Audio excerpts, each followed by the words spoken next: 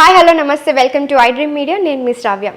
ఒక property sale చేసిన తర్వాత మనకి ఒక సర్టెన్ అమౌంట్, ఒక లంసమ్ అమౌంట్ వస్తుంది. ఆ అమౌంట్ని మనం దేంట్లో ఇన్వెస్ట్ చేస్తే మళ్ళీ మనకి ప్రాఫిట్ వస్తుంది, వీటి గురించి మాట్లాడడానికి మనతో పాటు ఉన్నారు ఫైనాన్షియల్ ప్లానర్ మధు గారు. నమస్తే సార్. నమస్తే అండి. ఎలా ఉన్నారు? ఫైన్ ఫైన్ అండి. సో మనకి జనరల్గా జరిగేది టాపికే, అందరూ డిస్కషన్ జరుగుతూ ఉంటుంది ఇంట్లో. ఒక లంసమ్ అమౌంట్ వచ్చేస్తుంది, ఏదైనా ప్రాపర్టీ కానీ ఇంకేదైనా ల్యాండ్ కానీ అపార్ట్మెంట్ కానీ సేల్ చేసినప్పుడు ఒక లంసమ్ అమౌంట్ వస్తుంది. దాని నుంచి మళ్ళీ ఇన్వెస్ట్మెంట్ చేసుకొని మనకి మంచి అమౌంట్ మళ్ళీ రిటర్న్స్ రావాలి అనుకుంటే దేంట్లో ఇన్వెస్ట్ చేస్తే బెటర్ అంటారు? ఎస్, జనరల్గా చాలా మంది ఏంటంటే నెల నెల ఇన్వెస్ట్మెంట్ అనేది అందరికి ఆప్షన్ తెలిసిపోయింది. అంటే మ్యూచువల్ ఫండ్లో, స్టాక్స్లో, అక్కడ ఇక్కడ రికరింగ్ డిపాజిట్ అని, పోస్టల్ డిపాజిట్స్ అని చాలా చేస్తున్నారు.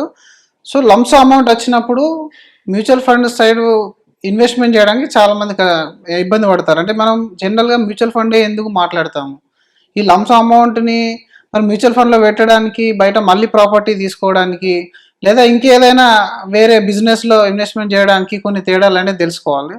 ఫస్ట్ ఆఫ్ ఆల్ మీరు లంసమ్ అవ్వనివ్వండి, మంత్లీ మోడ్లో మీరు ఇన్వెస్ట్మెంట్ అవ్వనివ్వండి. మనం ఏదైతే ఇన్వెస్ట్మెంట్ చేస్తున్నామో, దేనికోసం చేస్తున్నామో, మళ్ళీ ఎంత కాలానికి మీకు ఆ డబ్బు అనేది అవసరం ఉందనేది అర్థం చేసుకోవాలి.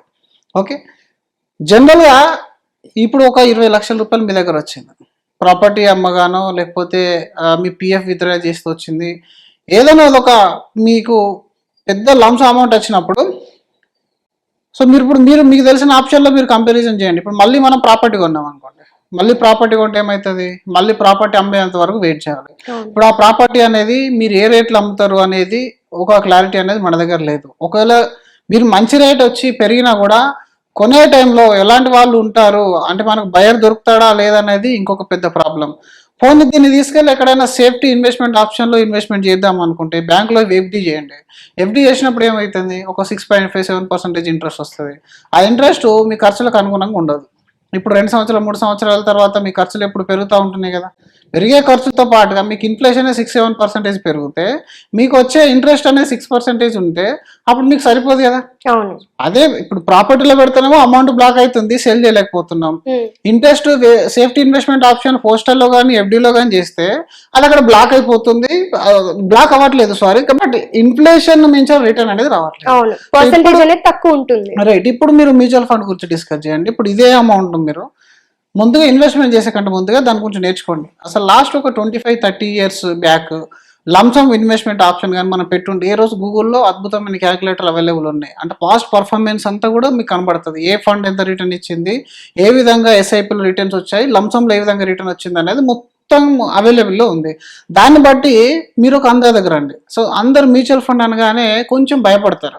ఈ మ్యూచువల్ ఫండ్స్ లో మనకి అంత రిటర్న్స్ వచ్చినా కూడా మనకి అంత సేఫ్ కాదు, ఎప్పుడైనా రిస్క్ జరగచ్చు అని అంటారు.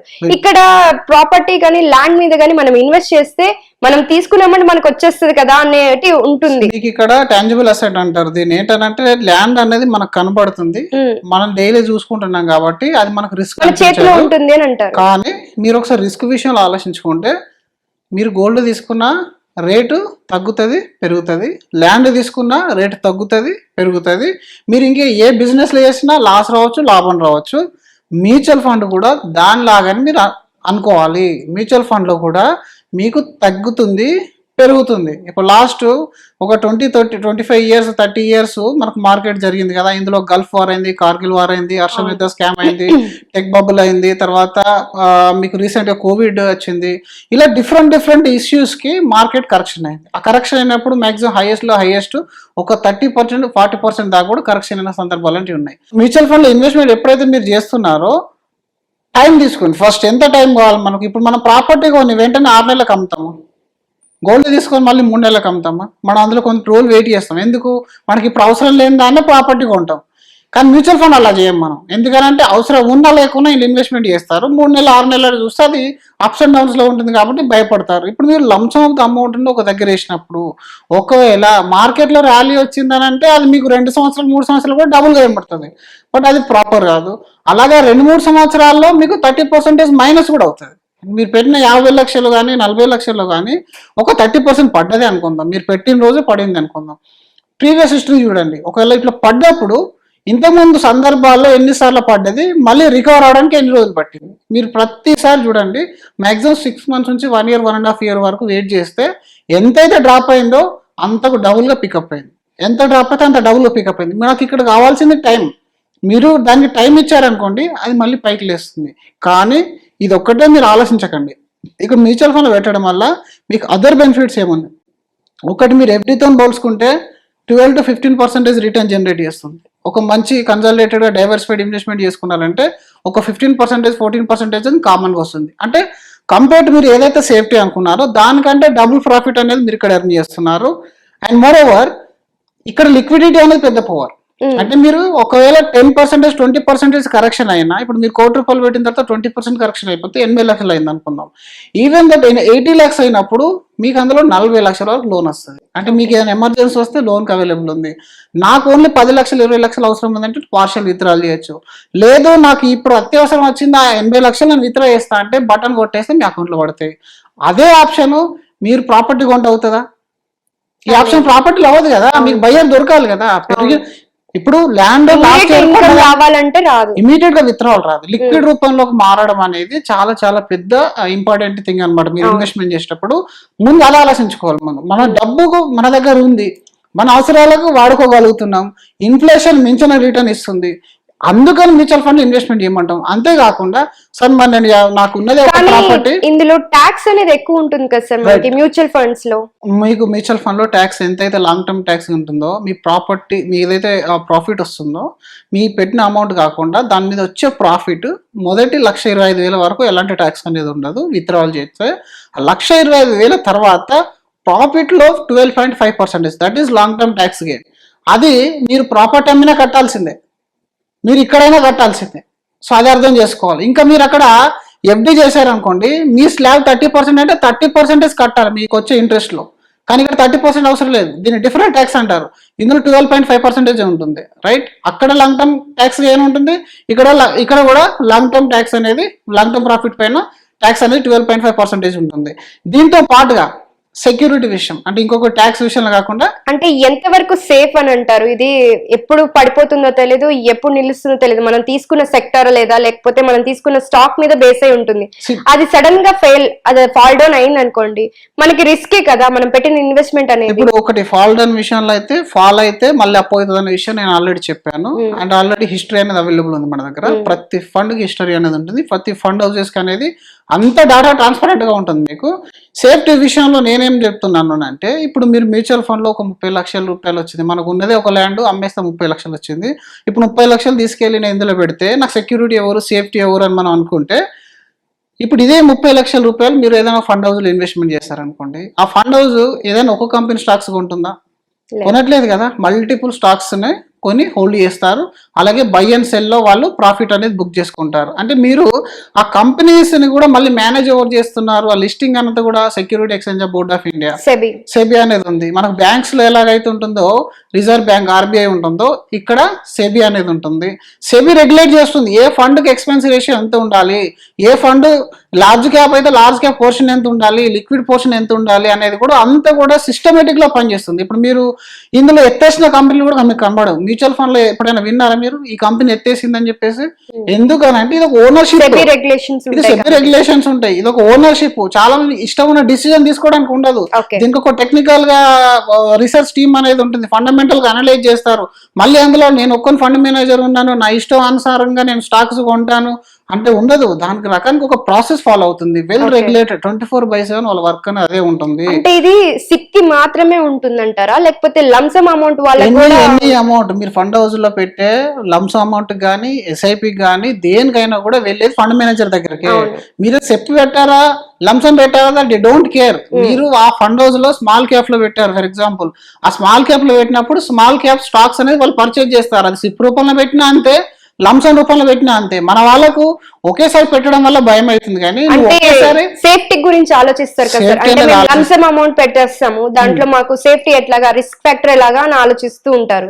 దానికోసమే హిస్టరీ చూడమంటున్నాను. ఇప్పుడు మీరు లంసమ్ లో పెట్టినారు, ఇప్పుడు ఎవ్రీ ఇయర్ మీకు డేటా అవైలబుల్ ఉంది కదా, ఆ డేటాలో మొదటి 3 సంవత్సరాల్లో మీ క్యాపిటల్ అప్ అండ్ డౌన్ అవుతుంది. హైయెస్ట్ గా మీరు తీసుకున్నా కూడా 7 years 6 years ఉన్న ఏ మ్యూచువల్ ఫండ్ హోల్డ్ చేసిన వాళ్ళైనా అడగండి, ఎవరు కూడా క్యాపిటల్ ఇంతవరకు లాస్ కాలేదు, అసలు హిస్టరీ లేదు ఆ విధంగా. అదొకటి మీకు మీ దగ్గర ఉంది అవైలబుల్, మీకు కావాల్సి అడగచ్చు. ఒకవేళ ఎవరు మీకు తెలిసిన వాళ్ళు లేకపోతే ఏ ఫండ్ హౌస్కి వెళ్ళినా కూడా సిప్ హిస్టరీ అని వస్తుంది.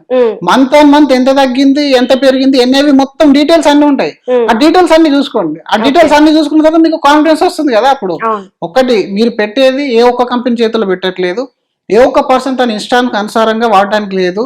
అలాగే రెగ్యులేటెడ్ బై సెబీ, ఇక్కడ సెబీ అనేది రెగ్యులేట్ చేస్తుంది. అండ్ మీకు ఎనీ టైం మీకు ఇలా ఒక ల్యాండ్ కొంటే దాని యొక్క కాస్ట్ నేను అమ్మాలనుకుంటే మీ పక్కన వాళ్ళు ఎదురు వాళ్ళు మీరు అమ్ముతేనే ఆ ల్యాండ్ కాస్ట్ ఎంత పోతుందని మీకు తెలుస్తుంది. కానీ మ్యూచువల్ ఫండ్ అలా ఉందా? మీకు సింగిల్ క్లిక్ చేసేస్తే మీకు వైలేషన్ తెలుస్తుంది. ఇంకొక పెద్ద సేఫ్టీ ఏంటంటే కొన్ని ఫండ్ హౌసెస్ నేను లంసమ్ యాక్సెప్ట్ చేయనని ముందే చెప్తున్నారు. వాళ్ళు ఓన్లీ ఎస్ఐపీ తీసుకుంటారు. అంటే ఈ రోజుల్లో ఏ ఫండ్ హౌస్ మీకు అట్లా చెప్తారు చెప్పండి? అంటే బయట ఏ బిజినెస్ అలా చెప్తుంది, నాకు డబ్బు వద్దు, నాకు సరిపోయిందని చెప్పేది ఎవరైనా చెప్పట్లేదు. మ్యూచువల్ ఫండ్ లో అది సేఫ్టీ ఆఫ్ ఇన్వెస్టర్. ఎప్పుడైనా కదా సెబీ తీసుకునే డిసిజన్స్ అన్ని కూడా ఇన్వెస్టర్ కి ఫేవరల్ గా వాళ్ళ ఇంట్రెస్ట్ వాళ్ళని క్యారీ ఫార్వర్డ్ చేసే విధంగా ఉంటాయి. కాబట్టి మీరు భయపడాల్సిన అవసరం లేదు. హిస్టరీ చూసుకొని లేదంటే ఎక్స్పర్ట్ తో కూర్చోండి. ఎక్స్పర్ట్ తో కూర్చుంటే మీకు మొత్తం చెప్పేస్తాడు. అప్పుడు మీరు డిసైడ్ కాండి. మీరు 5,000 పెట్టినా సేమ్ రిస్క్ క్యారీ చేస్తారు, 5 లక్షలు పెట్టినా 50 లక్షలు పెట్టినా సేమ్ రిస్క్ క్యారీ చేస్తారు. సింపుల్. లాంగ్ టర్మ్ కి ఎలాంటి రిస్క్ అనేది లేదు. 6 months 1 year అయితే మ్యూచువల్ ఫండ్స్ సైడే రావద్దు. మీరు 1 year 2 year ఉంది అని అంటే కొన్ని ఫండ్స్ ఉన్నాయి, లిక్విడ్ ఫండ్స్, అది డిఫరెంట్ కేసు. మళ్ళీ అది 7% ఇస్తుంది, FD 7% ఇస్తుంది. అక్కడితో పోలిస్తే ట్యాక్స్ తక్కువ. కాబట్టి మీరు ఒకవేళ ఆ విధంగా అనుకుంటే 1 day ఇన్వెస్ట్మెంట్ చేయాలన్నా మ్యూచువల్ ఫండ్స్ ఉన్నాయి, 6 months చేయాలన్నా ఇన్వెస్ట్మెంట్స్ ఉన్నాయి. దానికి అనుగుణంగా పెట్టాలి. ప్రాబ్లం ఏడొస్తా అంటే ఇప్పుడు మీరు ఎవరు గైడెన్స్ లేకుండా టిప్స్ తో పెట్టారనుకోండి. ఇప్పుడు ఎవడో ఒక రీల్ పంపించాడు, రకరకాలుగా డిజిటల్ గా ఎన్నో రకాలు క్రియేట్ చేసేసి ఇందులో ఈ ఫండ్ బాగా ఇచ్చింది, ఆ ఫండ్ బాగా ఇచ్చింది అని చెప్పేసి మీరు ఎగ్జైట్ అయిపోయి వీడియోస్ ఎక్కువైపోయి అంటే వాళ్ళ దగ్గర వాళ్ళ ఆ ప్రాపర్టీ లేకపోయినా మేము మ్యూచువల్ ఫండ్స్ త్రూ ఈ ప్రాపర్టీ అది చాలా మంది చేస్తారు. ఇంకొకటి ఏంటంటే ఇన్ఫ్లుయెన్సర్ కి ఒక అడ్వైజర్ కి తేడా మీరు తెలుసుకోవాలి. ఇన్ఫ్లుయెన్సర్ దగ్గర అసలు ఒక 100 మంది వెల్త్ క్రియేట్ చేసిన వాళ్ళు ఉంటారా? లేరు కదా. వాడు అసలు రిజిస్టర్డా? లేరు. కాదు కదా. వాడేదో గూగుల్లో వెతికాడు, నాలెడ్జ్ సంపాదించాడు, ఒక వీడియో క్రియేట్ చేస్తాడు. యాక్చువల్ గా దాన్ని మీరు ఏం చేయాలి?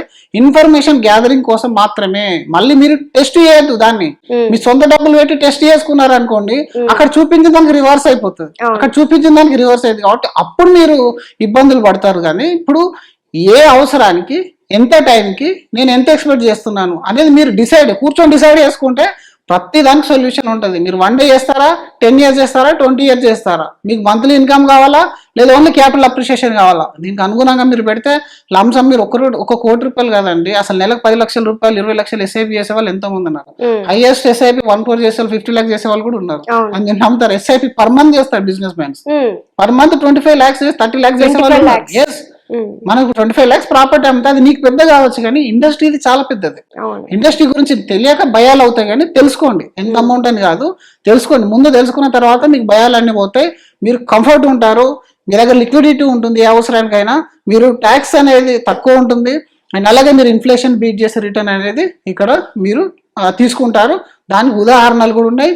ఎవ్రీడే అనేది కూడా మీరు చెక్ చేయొచ్చు. లాస్ట్ 40 సంవత్సరాల నుంచి 30 సంవత్సరాల నుంచి ఫండ్ పర్ఫార్మెన్స్ అంతా మీ కళ్ళ ముందట ఉండగా మళ్ళీ లేని పని భయాలు పెట్టుకోవాల్సిన అవసరం అనేది లేదు. It's a proven concept. Okay sir, thank you so much. Thank you అండి.